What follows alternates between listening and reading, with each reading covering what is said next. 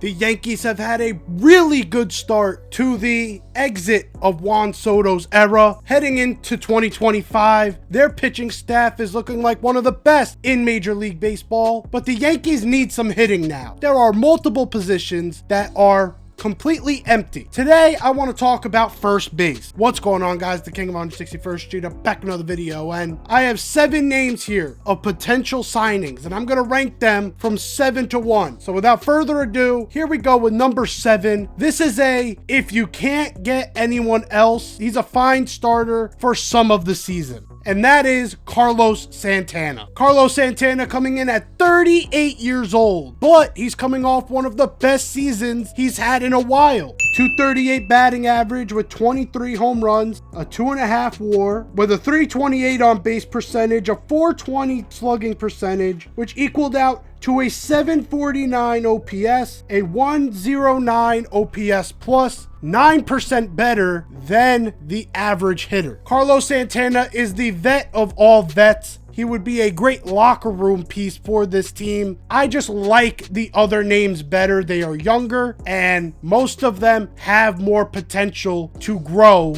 and get better as time goes on. With Carlos Santana, you sort of look at last season as a possible final goodbye to the good Carlos Santana. I don't know how good he ages from here on out. Everyone at the top of this list is off the board. Carlos Santana has been a consistent first baseman in the MLB for years now. He made his debut in 2010, and he is still kicking it. I wouldn't be the most upset I could be if we brought in Carlos Santana, because off of last season, he is an upgrade on Anthony Rizzo. Being a switch hitter, he'd also have both sides of the plate covered. It's not the worst potential signing, but there are definitely a lot better options on this list. Coming in at number 6, we got the opposite end of the spectrum, and that is Nathaniel Lowe. Nathaniel Lowe coming in at 29 years old, coming from the Texas Rangers. Last year hitting 265 with a 361 on base percentage, a 401 slugging percentage, which equates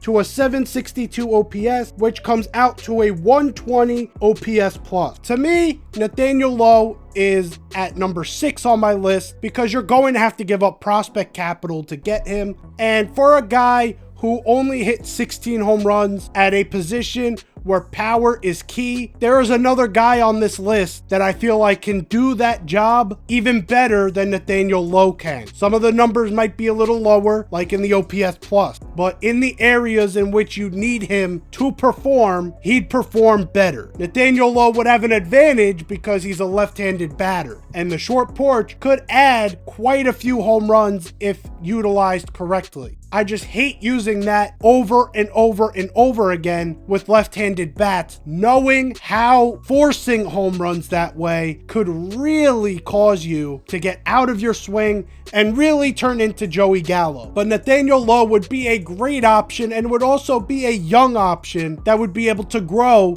with some of the younger Yankees on this team, guys like Jazz, Volpe. Once Jason Dominguez gets in there, Austin Wells, he'd be able to grow with these guys rather than pass the torch to him. Coming in at number 5, we got Yandy Diaz. This is the guy I was talking about that could possibly do the job of Nathaniel Lowe better than Nathaniel Lowe. A guy who has low power, but high on base percentage, high batting average. This is the type of guy you'd want in that role. Last season, giving you a 281 batting average with 14 home runs, with a 341 on base percentage and a 414 slugging percentage. Those are a little bit lower than Nathaniel Lowe. But this is also a guy who is not too far removed from having a season where he hit 330 with a 410 on base percentage and a 522 slugging percentage. A guy with that type of potential, which is only a couple years removed, with the style of Yandy Diaz,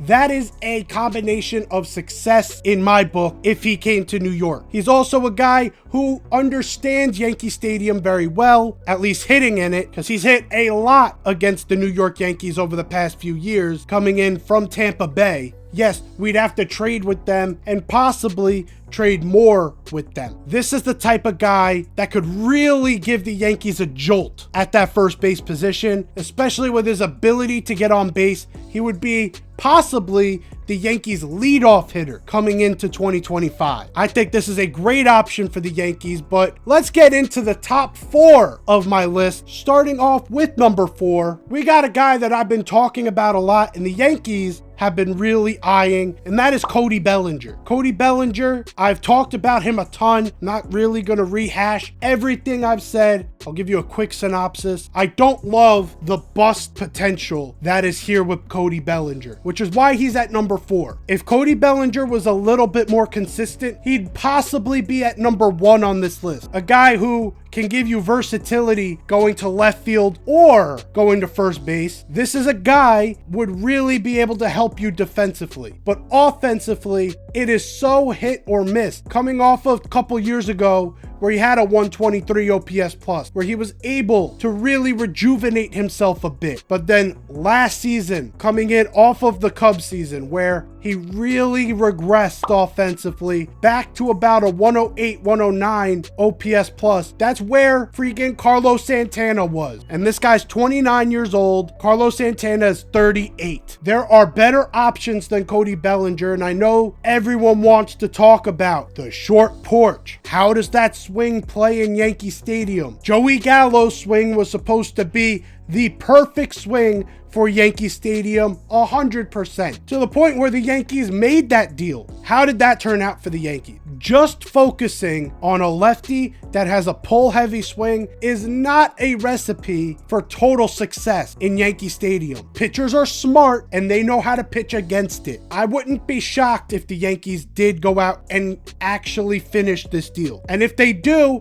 I hope I'm wrong and that Cody Bellinger just needed that short porch to really hone everything together. I just have my doubts that he can actually find consistency again. At number 3, we got a guy who most likely will not be moved by his team, but if he is available, I would want to be a team that's in on him, and that is Josh Naylor. Josh Naylor coming in off of a 30 home run season with a 243 batting average. Josh Naylor knows the Yankees very well. Josh Naylor has hit off the Yankees very well. This is a guy who, power-wise, could give you some of the better power numbers that is on this list, who is also 27 years old. He has a few years of control left, which is huge, especially for a guy who's already established himself as a top first baseman in the league. Like I said before, though, I don't know if the Guardians are really going to want to move him because they did get off of Andres Jimenez's contract. That was a great move by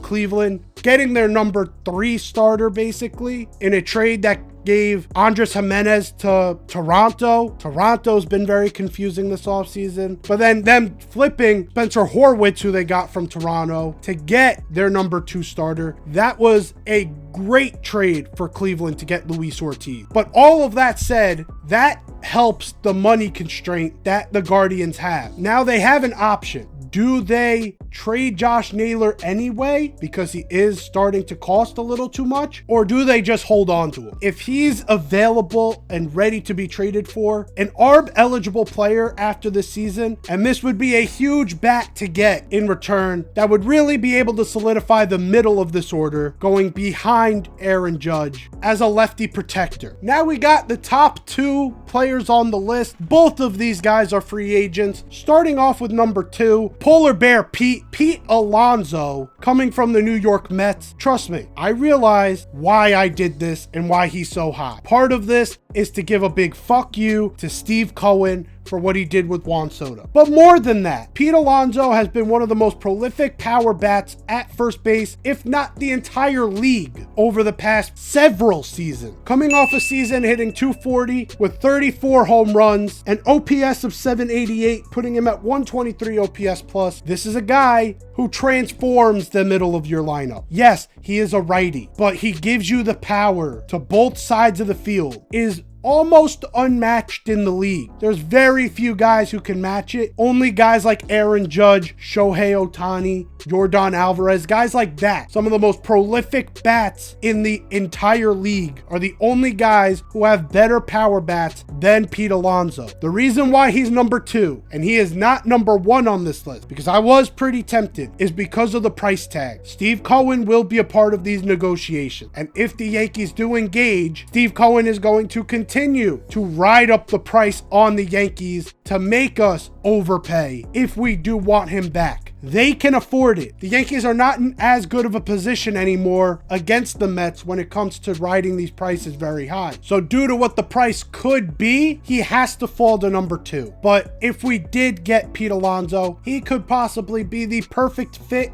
with every single facet of his game. Only thing that would make some Yankees fans pause is that they'd become a little bit right-handed dominant. At that point, it doesn't matter. When you got a guy with that type of power to both sides of the field, it's going to play no matter what. And then coming in at number 1, I've been ringing the alarms the entire offseason. Please, New York, he is sitting right there. Please sign Christian Walker. I've talked about his stats. I've talked about his play style. I'll just give you a quick recap and we could get out of here. Christian Walker is a guy with 30 home run potential, with over 250 batting average potential, that also has platinum glove potential at first base. What was the Yankees' biggest issue during the whole season? Mistakes.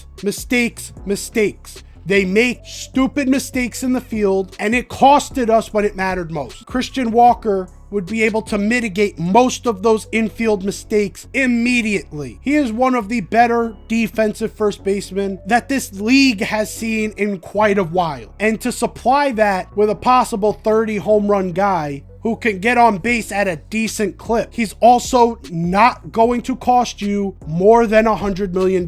Pete Alonso is going to cost you more than $200 million. So you are basically getting a more than 50% discount on a guy who can play levels above in defensive purposes and also give you some of the offense that Pete can provide. Pete is going to give you a lot more offense, and that's his game. He deserves the money he's going to get because of the offense he provides. But the well-roundedness of Christian Walker could be a huge X factor for the Yankees come 2025, knowing that he'll mitigate some of the mistakes that happened in 2024. That play with Anthony Rizzo and Garrett Cole. Christian Walker probably would have been able to charge that ball because he's confident in his fielding. Anthony Rizzo wasn't as confident in his fielding, and it wasn't Anthony Rizzo's fault at all. Garrett Cole has to be there. But when you got a guy as confident as Christian Walker on that side of the ball, it makes life easy for everyone around him. He would be able to help develop Ben Rice in that regard and really establish a culture that this team needs to abide by. No more stupid mistakes. Of course, it's going to happen here and there, but as a general rule, no more stupid mistakes. That's the guy to do it with. But let me know in the comments below, who on this list would you want the Yankees to sign?